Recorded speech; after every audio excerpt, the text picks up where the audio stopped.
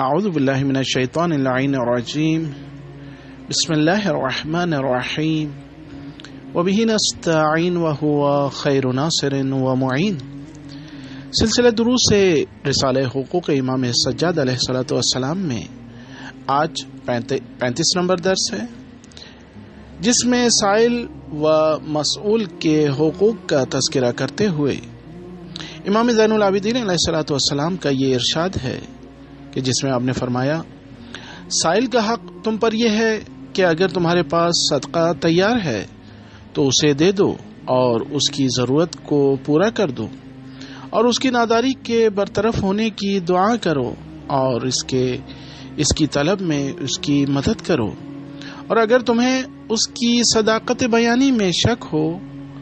اور اس سلسلے میں اس پر پہلے سے تہمت لگائی جا چکی ہو اور تمہیں اس کا علم نہ ہو تو اس کی تہمت کی پرواہ نہ کرو۔ ہو سکتا ہے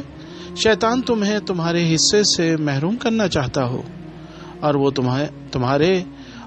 رب کے تقرب میں حائل ہونا چاہتا ہو، لہذا اسے اس کے حال پر چھوڑ دو اور اسے شائستہ جواب دو، اور اس صورت میں بھی اگر اس سے کچھ دے دو تو یہ بہت بہتر ہے، اور جس سے سوال کیا جاتا ہے اس کا حق یہ ہے کہ اگر اس نے کچھ دیا تو اسے شکریہ کے ساتھ قبول کرو اور اس کی قدر کرو، اور اگر وہ کچھ نہ دے سکے تو اسے معاف کر دو اور اس کے بارے میں حسن ظن رکھو، اور یہ جان لو کہ اگر اس نے صاحب حیثیت ہوتے ہوئے بھی منع کیا ہے تو اپنی ہی ضرر میں منع کیا ہے، اس میں تمہارا کوئی نقصان نہیں ہے، خواہ وہ ظالم ہی کیوں نہ ہو، کیونکہ انسان ظالم اور حق کو چھپانے والا ہے۔ لہذا ہم دیکھتے ہیں کہ روایات اہل بیت علیہم الصلاۃ والسلام میں لوگوں کے سامنے ہاتھ پھیلانے اور مانگنے کی مذمت کی گئی ہے، کیونکہ لوگوں سے سوال کرنا اللہ پر اعتماد نہ ہونے اور سوال کرنے والے کی ذلت کا سبب ہوتا ہے، اور مومن چونکہ عزت نفس رکھتا ہے لہذا اسے چاہیے کہ سوال کر کے اپنی عزت کو برباد نہ کرے اور اپنی قدر و منزلت کو نہ گنوائے۔ چھٹے امام پیغمبر اسلام صلی اللہ علیہ وآلہ وسلم سے نقل کرتے ہیں کہ اللہ تعالی ایک چیز کو اپنے لیے پسند کرتا ہے لیکن اسے بندے کے لیے پسند نہیں کرتا، وہ یہ ہے کہ اللہ اس بات کو پسند کرتا ہے کہ اس کا بندہ اس سے سوال کرے، اس سے مانگے، مگر اس بات کو پسند نہیں کرتا کہ بندہ اس کی مخلوق سے مانگے، لہذا کسی کو اللہ سے مانگنے میں شرم نہیں کرنی چاہیے، چاہے جوتے کا تسمہ ہی کیوں نہ ہو۔ اس روایت کا حوالہ کتاب آئینہ حقوق صفحہ نمبر 506۔ اگرچہ علمی سوال کرنا بطور مطلق ممدوح ہے، قابل تعریف ہے، بلکہ اس بارے میں سورہ نحل میں یوں حکم دیا گیا کہ وَمَا أَرْسَلْنَا مِن قَبْلِكَ إِلَّا رِجَالًا نُوحِي إِلَيْهِمْ فَاسْأَلُوا أَهْلَ الذِّكْرِ إِن كُنتُمْ لَا تَعْلَمُونَ، اور ہم نے تم سے پہلے بھی رسول نہیں بھیجے مگر ایسے مرد کہ جن کی طرف ہم نے وحی کی، لہذا تم لوگ اہل علم سے پوچھو اگر تم لوگ نہیں جانتے ہو۔ لہذا ہم دیکھتے ہیں کہ مال کی ضرورت کے وقت اللہ کے غیر سے سوال کرنے کو قابل مذمت شمار کیا گیا ہے، مگر یہ کہ شدید حاجت ہو اور نادار کی جان کے لیے خطرہ ہو تو وہ اپنی جان کی حفاظت کے لیے سوال کر سکتا ہے، اور جس سے سوال کیا جائے اس کو مثبت جواب دینا چاہیے، جیسا کہ اس سلسلے میں سورہ معارج کی آیت نمبر 24-25 میں ارشاد ہوا وَالَّذِينَ فِي أَمْوَالِهِمْ حَقٌّ مَعْلُومٌ، اور جو اپنے مال سے دوسروں کے حقوق ادا کرتے ہیں، لِلسَّائِلِ وَالْمَحْرُومِ، مانگنے والوں اور محروم لوگوں کے لیے۔ مزید سورہ ضحیٰ کی آیت نمبر 10 میں ارشاد ہوا وَأَمَّا السَّائِلَ فَلَا تَنْهَرْ، اور کسی فقیر کو نہ جھڑکنا۔ اور لوگوں سے مانگنے کے سلسلے میں روایات میں بھی مذمت ہوئی ہے،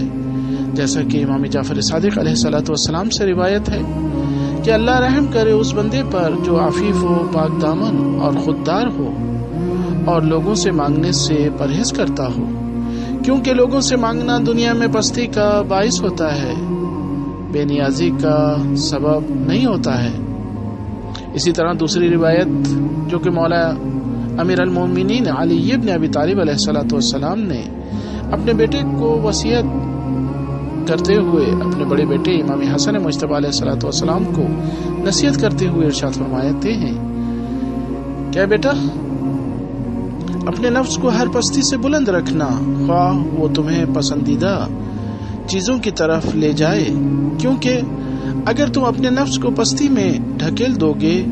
تو اس کا عوض نہیں پاؤ گے، اور جب اللہ تعالیٰ نے تمہیں آزاد قرار دیا ہے تو کسی کے غلام نہ بننا، اور اگر تم یہ کر سکتے ہو کہ تمہارے اور اللہ کے درمیان کوئی صاحب نعمت واسطہ نہ ہو تو ایسا کر گزرو، کیونکہ اپنا حصہ حاصل کر لو گے اور اپنے نصیب ہی کا لوگے کہ اللہ کی جانب سے جو ملتا ہے وہ کم بھی اس زیادہ سے بہتر ہے جو اس کی مخلوق میں کسی طرف سے ملتا ہے، اگرچہ ساری نعمتیں اللہ ہی کی طرف سے ہیں۔ ایک اور مقام پر آپ علیہ الصلوۃ والسلام ارشاد فرماتے ہیں کہ لوگوں سے سوال کرنا انسان کو ناتوان کر دیتا ہے اور شجاع و دلیر کے دل کو توڑ دیتا ہے، اور عزت والے آزاد کو ذلیل غلام کی جگہ پہنچا دیتا ہے، اس کے چہرے کی رونق کو ختم کر دیتا ہے اور یہ رزق کو مسدود کر دیتا ہے۔ ان تینوں روایات کا حوالہ کتاب آئینہ حقوق صفحہ نمبر 508۔ ایک اور روایت امام جعفر صادق علیہ الصلوۃ والسلام سے کہ آپ نے ارشاد فرمایا، لوگوں سے حاجت طلب کرنا عزت کے چھن جانے اور حیا کے ختم ہونے کا باعث ہے، اور لوگوں کی چیزوں سے بے نیازی دین میں مومن کی عزت کا سبب ہے، اور طمع ایسا فقر ہے جو حاضر و موجود ہے۔ اس روایت کا حوالہ کتاب آئینہ حقوق صفحہ نمبر 509۔ ایک اور روایت نبی اکرم صلی اللہ علیہ وآلہ وسلم سے کہ آپ نے ارشاد فرمایا، جو شخص اپنے اوپر لوگوں سے سوال کرنے کا دروازہ کھول لیتا ہے تو اللہ تعالیٰ اس پر فقر و ناداری کے 70 دروازے کھول دیتا ہے۔ روایت کا حوالہ کتاب آئینہ حقوق صفحہ نمبر 510۔ ایک اور مقام پر حضرت اپنے صحابی ابو ذر غفاری کو وصیت کرتے ہوئے ارشاد فرماتے ہیں، اے ابو ذر، خبردار لوگوں سے سوال نہ کرنا کہ یہ حاضر و موجود ذلت ہے اور ایسا فقر ہے جس کے لیے عجلت کرتے ہو، اور سوال کرنے میں روز قیامت طویل حساب ہے۔ اے ابو ذر، سوال کے لیے لوگوں کے سامنے ہاتھ نہ پھیلانا، لیکن اگر سوال کے بغیر تمہیں کوئی چیز ملے تو اسے قبول کر لینا۔ روایت کا حوالہ کتاب آئینہ حقوق صفحہ نمبر 510۔ آخر میں ایک اور روایت امام رضا علیہ الصلوۃ والسلام سے کہ جو آپ نے نبی اکرم صلی اللہ علیہ وسلم سے نقل کی ہے کہ کسی نے نبی اکرم صلی اللہ علیہ وآلہ وسلم سے سوال کیا کہ یا رسول اللہ، مجھے ایسا عمل بتائیں جس کے ذریعے میں بغیر موانع کے بہشت میں جا سکوں، تو آپ صلی اللہ علیہ وآلہ وسلم نے فرمایا، غضب و غصہ نہ کرو، لوگوں سے سوال نہ کرو، اور لوگوں کے لیے وہی پسند کرو جو اپنے لیے پسند کرتے ہو۔ روایت کا حوالہ کتاب آئینہ حقوق صفحہ نمبر 510۔ وآخر دعوانا ان الحمد للہ رب العالمین۔